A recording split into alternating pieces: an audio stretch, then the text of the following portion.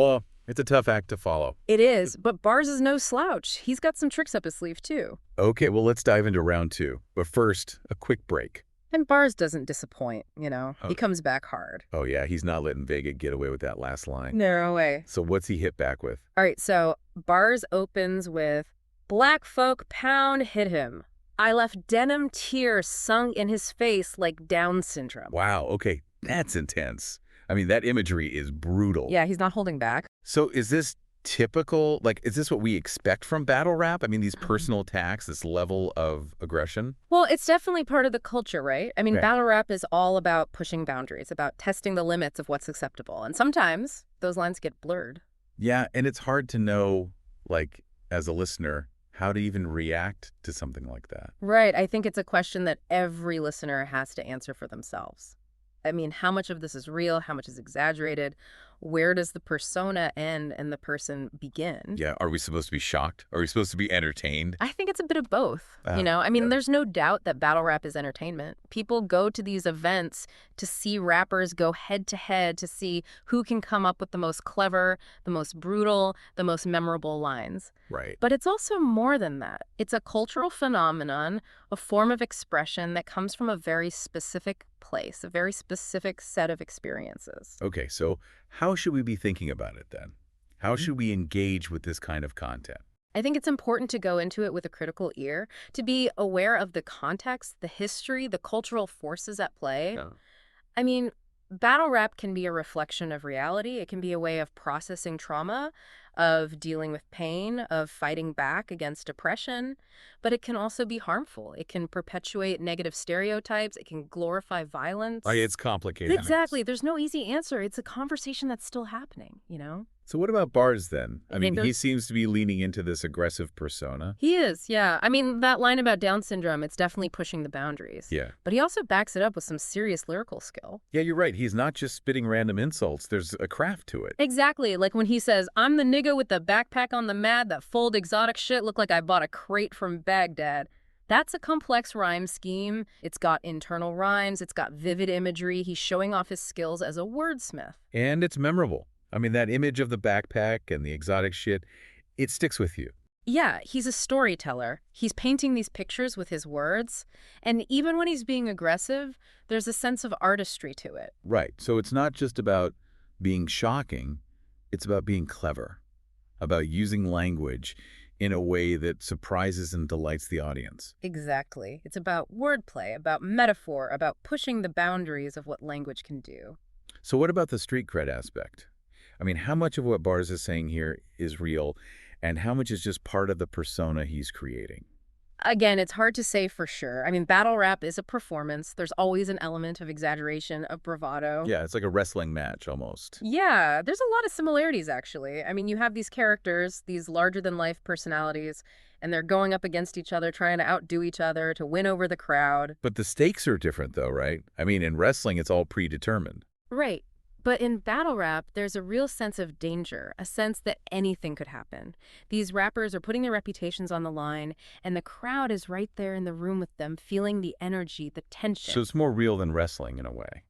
I think so, yeah. I mean, these rappers are bringing their lived experiences to the stage, their pain, their anger, their triumphs. And even if they're exaggerating, even if they're creating characters, there's still a kernel of truth in there somewhere. Right, so it's like a blend of performance and authenticity. Exactly. And that's what makes it so compelling. You never quite know where the line is. Yeah. I mean, 1 minute, Barz is talking about leaving denim tears in Vega's face, and the next minute he's talking about Crash telling him to get back in the ring. Right, so who's Crash? Is he a real person? Is he a mentor figure? We don't know. It doesn't really matter, does it? Not really, no. I mean, it adds to the mystique, the storytelling aspect of the battle. Right. It's like he's giving us a glimpse into his world, but he's not giving us the whole picture. He's leaving us wanting more. Exactly.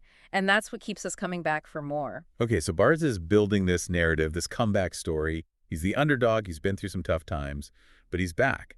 and he's ready to prove himself. Yeah, I think that's a really interesting point. He's framing himself as the underdog, the one who's been overlooked, Yeah. the one who's had to fight for everything he's got. And that resonates with the crowd, you know? Yeah. People love an underdog story. Yeah, absolutely. So he's not just battling Vega, he's battling the whole system, the whole industry that's tried to hold him down. Right. And that gives him a certain edge, a certain hunger that Vega doesn't necessarily have. The young, hungry up-and-comer versus the seasoned veteran. Exactly. And that's what makes this battle so exciting. It's a clash of generations, a clash of philosophies. And the crowd's loving every minute of it. They are. I mean, you can feel the energy in the room. It's electric. Okay, well, let's get back to the battle. Sounds good. Barz is on a roll here, and he's not letting up. He's dropping some serious bombs here. Yeah, but it's not just about the aggression, right? I mean, there's a real craft to what he's doing. Absolutely. He's got the wordplay, the metaphors, the similes. He's weaving these intricate narratives, painting these vivid pictures with his words. And it's not all dark and serious either. I mean, he's got some funny lines in there, too. Yeah, like that line where he compares Vega's flow to a sick child saying it was hard to raise. Right. It's brutal, but it's also hilarious. And that's what makes him such a compelling battle rapper. He can shift gears seamlessly, going from dark and menacing to witty and playful. So it's like he's keeping the audience on their toes, never letting them get too comfortable. Exactly. He's a master of pacing, of building tension, and then releasing it with a punchline. Okay, but I gotta ask, all this talk about violence, about drugs and crime, does it ever feel like it goes too far? It's a valid question, for sure. And it's a conversation that's been happening in the battle rap community for years. Yeah, where's the line between artistic expression and glorifying harmful behavior? Right. And there's no easy answer. I mean, some people argue that battle rap is just a reflection of reality. It's a way of processing trauma, of dealing with the harsh realities of life on the streets. But others say it contributes to negative stereotypes, that it desensitizes people to violence. Exactly. And I think both sides have valid points. It's a complex issue. So how do we as listeners navigate that? How do we engage with this content in a responsible way?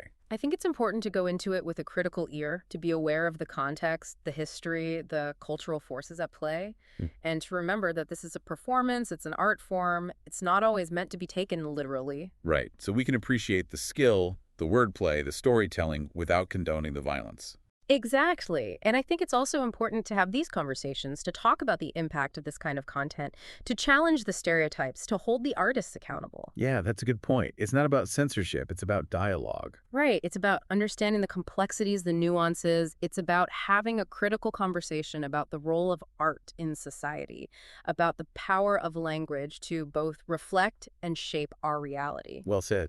And I think this deep dive has been a great example of that. We've gone beyond just analyzing a battle.